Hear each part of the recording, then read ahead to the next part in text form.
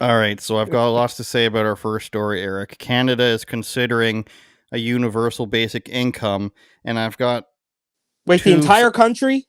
for the entire country. Anyone over the age of 17, Eric, whether you're born here or not, you're a permanent resident, temporary workers, and refugees. So I don't know if we've ever talked about this on this show, but I've done a video on Canada's refugees before. Less than 10% lifetime employment rate. So if you're a refugee, there's a 90% chance you'll never work in your life in Canada. They would get money. Anyone over 17 would get money. Foreign workers who are living there here temporarily would get money, and any permanent resident would get money, which I makes would no like sense, of to. course. Well, Not even a citizen. we got to put a pin in that because I want to draw that a fairly direct Very straight correlation. line, yeah, Yeah, across the border. yeah, because and we'll get to it when. But Okay. You rage about your country today. I'll rage about okay, mine. all right. So then they worked it out a couple years ago. A budget officer, and he said nearly 17,000 per year would cut poverty rates in half. Now I'd imagine what they did under COVID was $2,000 per person per month, so 24 grand a year, and it would cost them 85 billion. Now I will likely get enraged here, but universal basic income is one of the dumbest ideas anyone has ever put forward. And the first part is, where is the money coming from? They say it might cost $85 billion. There's two ways that money can be came up with. The one way is, we're going to tax you even more so that we can pay people not to work. We can pay teenagers. We can all imagine what the 17-year-old making $2,000 a month might look like. We can also imagine what the 25-year-old living at home who doesn't want to work making $2,000 might look like. So the first scenario is that they just tax you more to the tune of 85 billion to taxpayers only. The second way that this would be plausible is if they were to say, hey, we've got $85 billion extra in tax money, or we've been able to allocate $85 billion away from somewhere else to pay for this. And what that is actually the government telling you is that we're overtaxing you by $85 billion. How about if you have $85 billion, you just let me keep it instead of you deciding what to do with my money? Those are the two possibilities. They're going to take more from you, or they're overtaxing you by $85 billion. And I came up with an example last night, Eric, of how stupid this actually is. If somebody was to actually think about this and not just say, hey, I'm getting free money. Let's say they're only taxing, or let's say they're only going to give this money to taxpayers, which isn't true, right? Let's just eliminate the non-taxpayers right now. If they're going to increase the taxes or have enough taxes to cover all taxpayers, let's say every taxpayer is going to get $2,000 a month, then what they're saying is, we are overtaxing you enough to pay you $2,000 a month. Or they're saying, we're taxing you so much that not only can we pay all taxpayers $2,000 a month, we can pay people who are 17 and up who aren't taxpayers $2,000 a month. That's how much they're saying that they're overtaxing you, or that they want to tax you more. It makes absolutely no sense. Now, people are going to say, hey, it's taxed proportionally. The people at the top are paying more for this than the normal person is. But what it's actually saying is, we can afford to tax you so much that we can redistribute your money without your will. It's a redistribution of wealth without calling it that.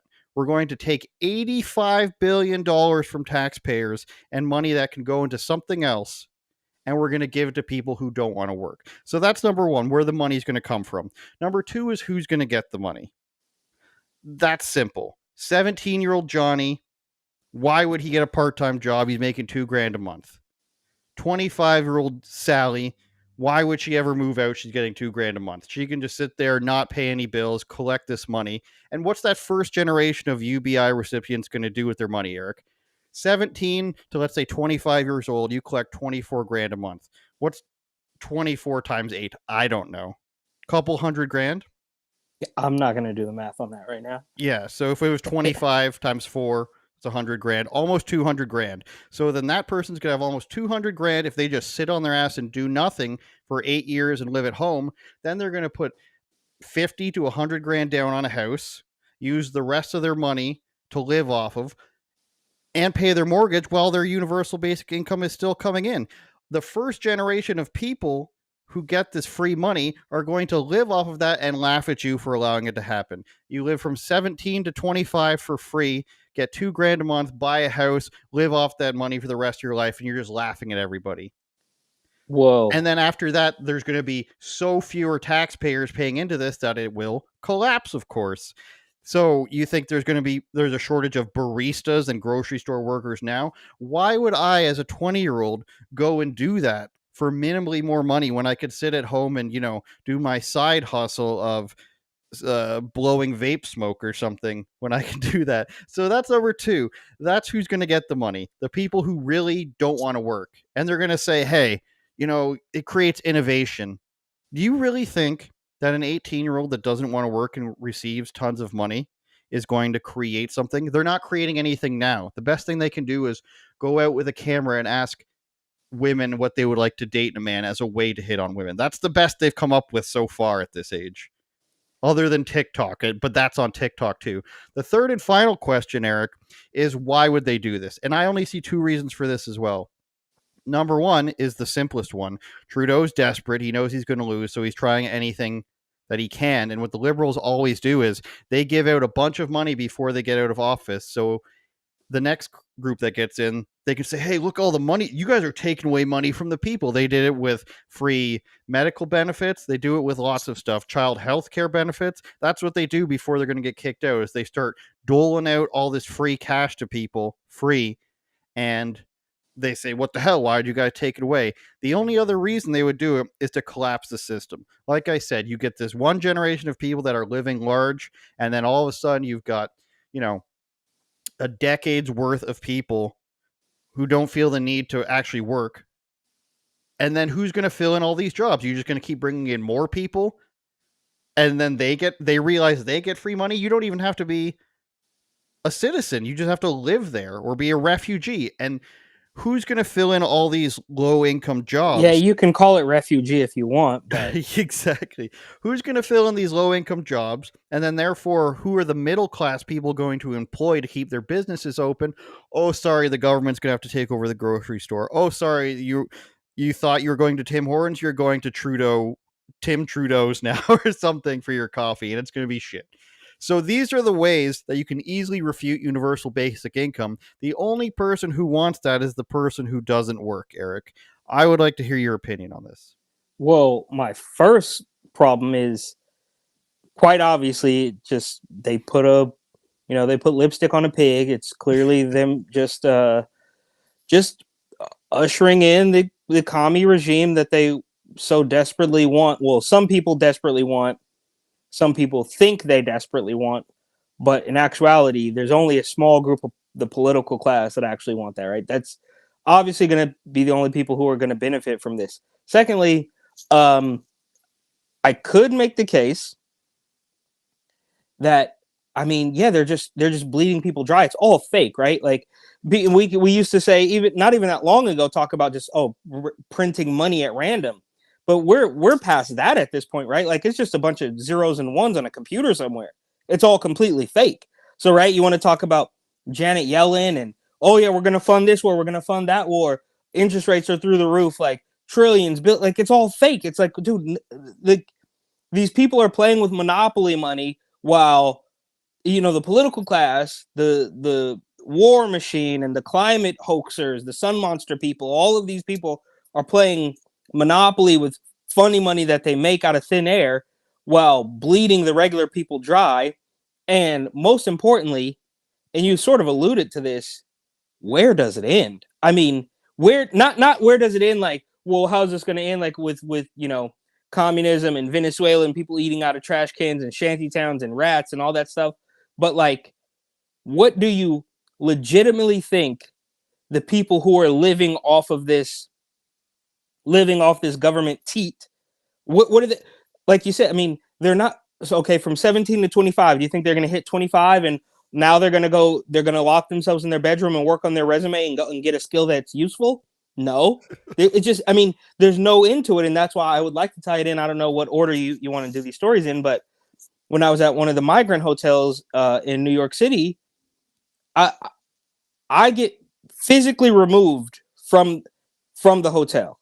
Okay, so imagine guarding that border with the same enthusiasm that you guard those migrants, and then ask yourself: the people that you're putting up in these hotels right now, where do you see them in 2 years? Do you honestly think that they're in there? They're writing up a business plan. They're going to go get a loan, all while they're not even citizens. So I said that to say, where does it? I mean, not where does it end in the sense like of the societal collapse, but what do you genuinely, realistically think that these people are going to do? It's never ending, right? Like, right? After 9/11, you're only going to take your shoes off at the airport for a couple months. It's for your safety.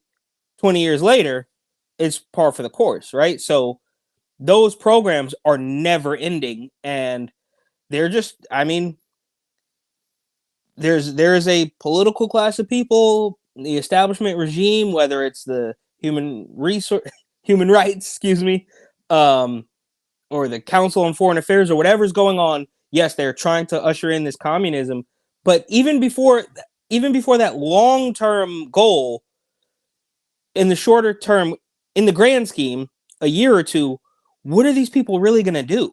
I mean, I'll leave you with this. When I was in Florida and I was like shopping around my resume and all this, and then I thought about it, I was like, I can't work. I don't enjoy any of this. I can't work any of this for more than a year or two before it drives me crazy. So I pivoted and started to figure something else out. But in that same sense, where are these people? What are these people going to do in 2025? Like, are they just going to snap out of it and start? I mean, it's all really dark stuff. But on the plus side, and I'll leave you with this for real this time, I have made it. I've made a. I am making a legitimate effort to try to find the good things in New York City, because I noticed that everything is so negative. My content's negative. Bums, trash, rats, all of this stuff. I'm trying to flip it. It's not really working, but I'm trying. As long as you're trying, Eric. The only thing that I think might snap even some, it won't be the government. It'll be wealthy people out of this idea, which I'm sure they support to keep the plebs down. Is what if these people stop going to college and university? What if they stop paying? Because if I'm 17 and so the second half of my 11th grade school year, I'm going to collect like 15 grand or something. Then my entire senior year, I'm going to get 24 grand. So I've got 30 grand or something saved up going into college. Why would I even go to college? Maybe if you just want to party, I guess, but Yeah, why would I even do that when I can just sit home and collect it? The reason people go to this fantasy of I don't think. college. I just want to stop you there. Mm-hmm. I don't think anybody who's being handed that cash is saving it. Just a That's fair. You could do that. You could, but you're already, and you're a better man than I am, because you're constantly giving these people credit, like, oh, it's backwards. Like, you're talking about somebody who is very highly likely really lazy. They're not gonna be saving it and being like, how am I gonna play my cards in the next 5 years? Which, no shots. Like, wasn't playing my cards for the next 5 years when I was 17. Same.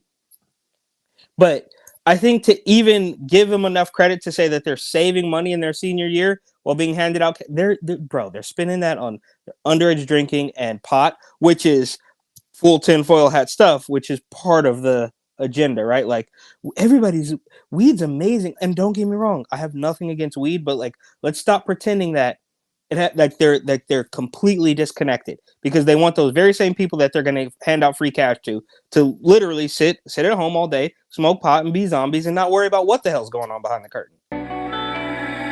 Turn it up, Jordan.